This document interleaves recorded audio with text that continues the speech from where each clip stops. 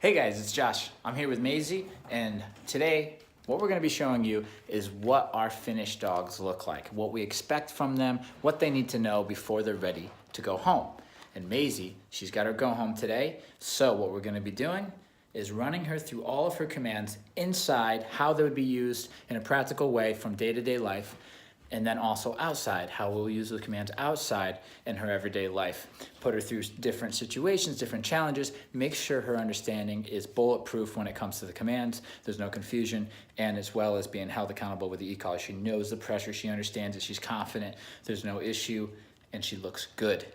That's what we're looking for today in this session. I'd like to take you guys along with me. So we're gonna start in the house, bouncing her around, moving her around using all of our commands. We're gonna be using place, which she's on right now.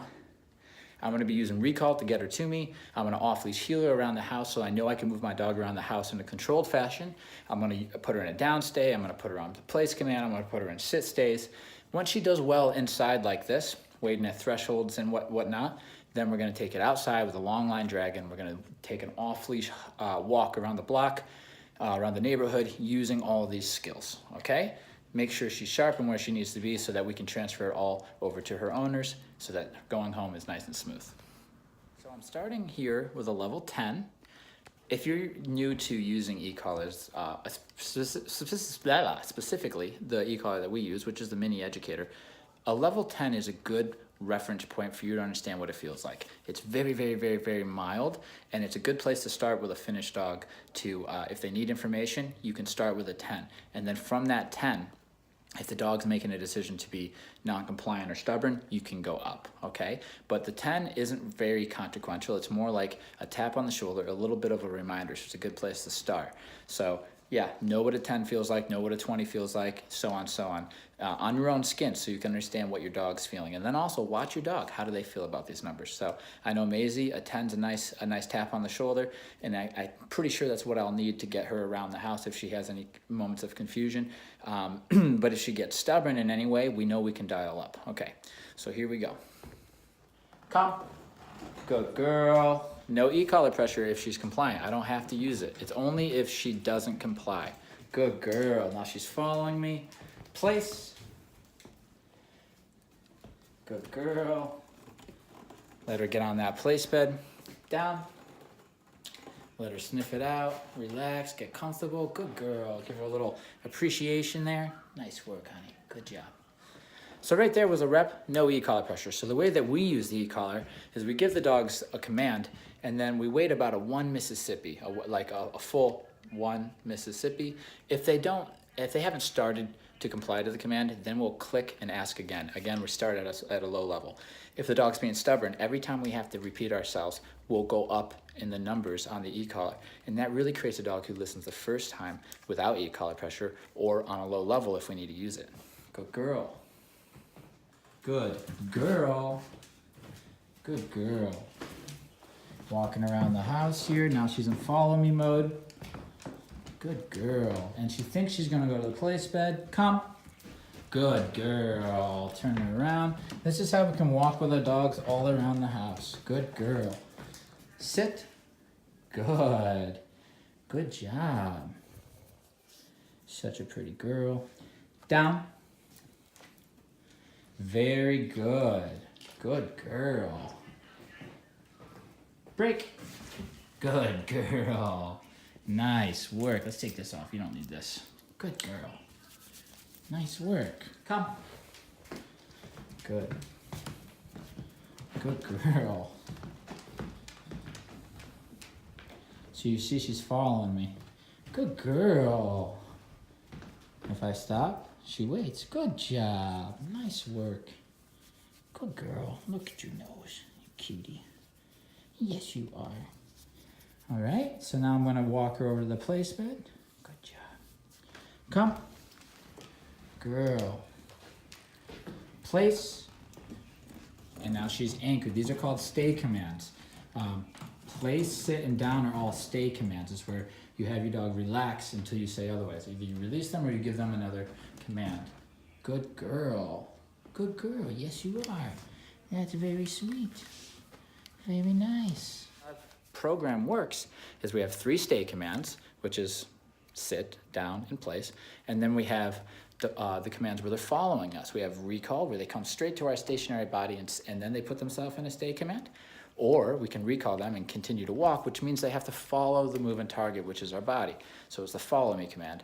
To tighten that up further, we have heel, which is the structured, kind of the stricter of follow me, is where there's more rules. They can't pass us. They have to be hugging our leg pretty good. And that's used primarily, the structured heel is primarily used for busy places. Like if you're going downtown and you need your dog to be very predictable and very well behaved, we use the structured heel.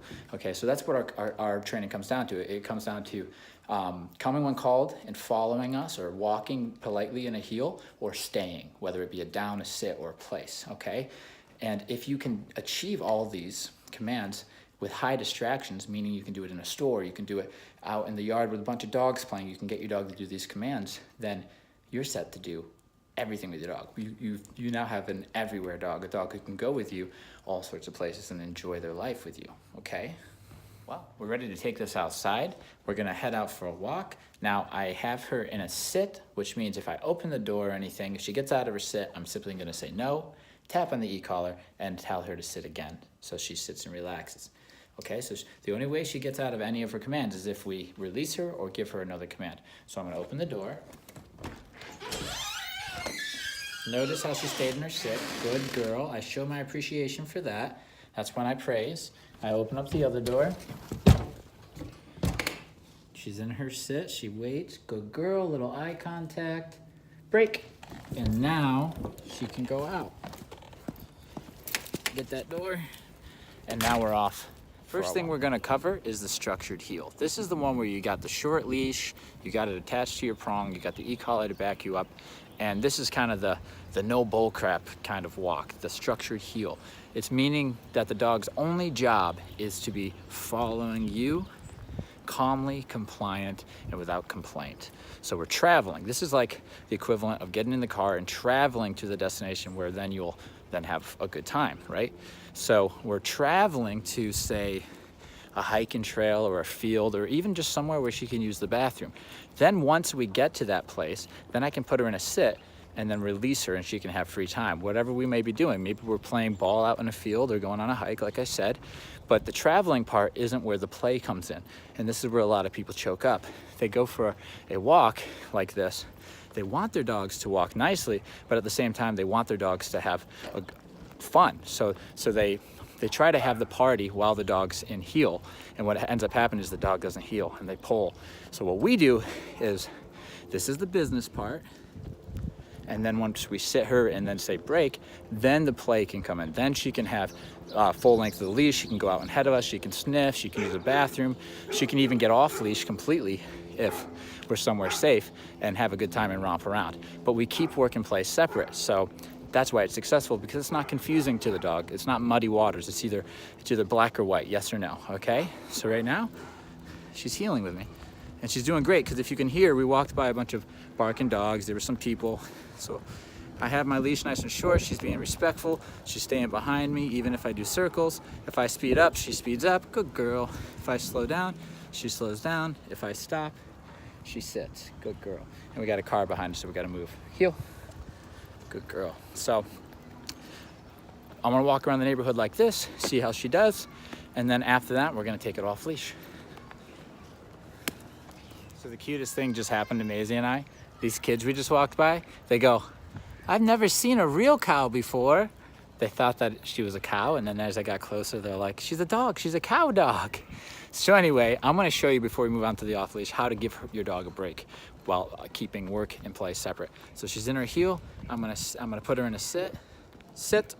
Good girl. I'm gonna give her the full length of the leash. Break. And now she's free. Okay?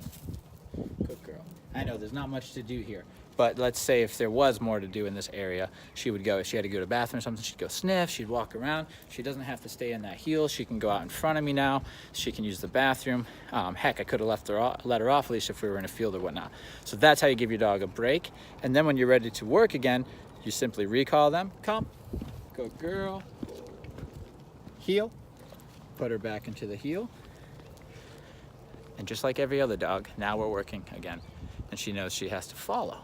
okay? So we got our long line on. We're ready to do the off-leash portion of this.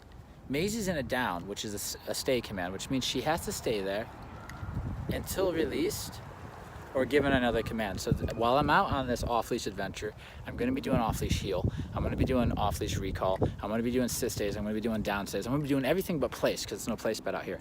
And I'm gonna string them together in a very organic and fluid way so it feels natural for the dog and for the handler. So for example, if I wanna grab my dog quickly out of a down stay and start walking with her, I can use recall to get her to me and then heel, and we can move. Okay, so check it out. Come, good girl. And then I turn, heel, and now she's locked into work. Now she's locked into that heel. Good girl, sit, good, down, good girl. And now she's in a stay command, so I can walk away. No, little correction there, good girl. Honest mistake on her end. And then we move. So this is a way to practice it. You use the follow me commands like heel and recall, and then you use the stay commands, and you kind of string them along so your dog gets fluent with these things, so it's easy to move them around. Good girl. Practice walking further away. You can add distractions in. It's a good way to keep training sharp. Come. Good girl. Look at you, huh? You pretty girl. Sit. Good girl. Come. A little closer. Sit. Nice. And now we're gonna release her. Break. Good girl. Go potty. Come on over here. Break. Go potty. Good girl. And now she's gonna have some free time, you know? Just let her have the freedom. She's earned it. She's doing great. She's not giving me any attitude whatsoever. She's super focused with me. All that little mistake back there with the down was totally genuine, totally an honest mistake. We don't get onto a dog for that kind of stuff. It's when the dog's blowing you off and like flipping you the bird, telling you to take a hike. That's when we punish. She's doing fantastic. Good girl. So we can just kind of walk. It's another option to walk with her kind of having free time. It's almost like a hike. She's just gonna do whatever. She'll try to catch up, like sniffing and using the bathroom, having free time, because every dog deserves to have some freedom. And with training like this, you can give it to them more and more often. Oh, look at you making some good choices, huh? Look at you. All right, so now we're gonna continue with our off-leash heel. Heel. Good. Got her locked into that heel. And now we're gonna continue around the neighborhood.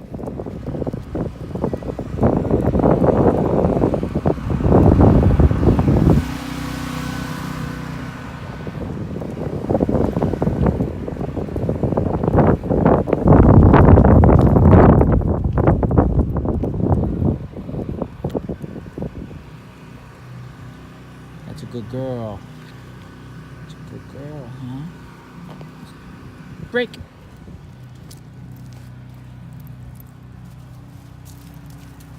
What is it? Anything good out there? Huh?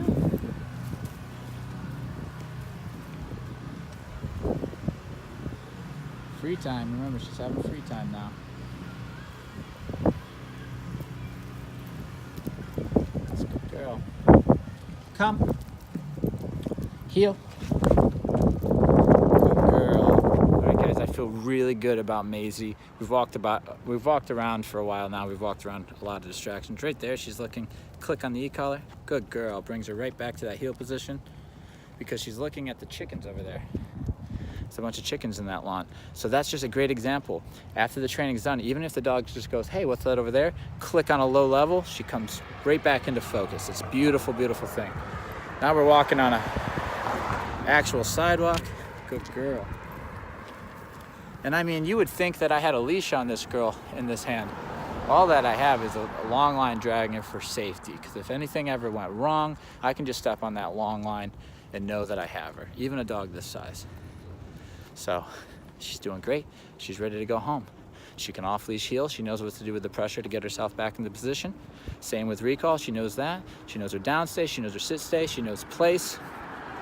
And the most important part is that attitude she had when she came in, where she was super bratty and using her teeth and just like really non-compliant. It's all gone. It's been gone for over a week now. She's just been super pleasant to be around. She's a great dog. And even better yet, now she's a great companion, which is always the goal. Good girl.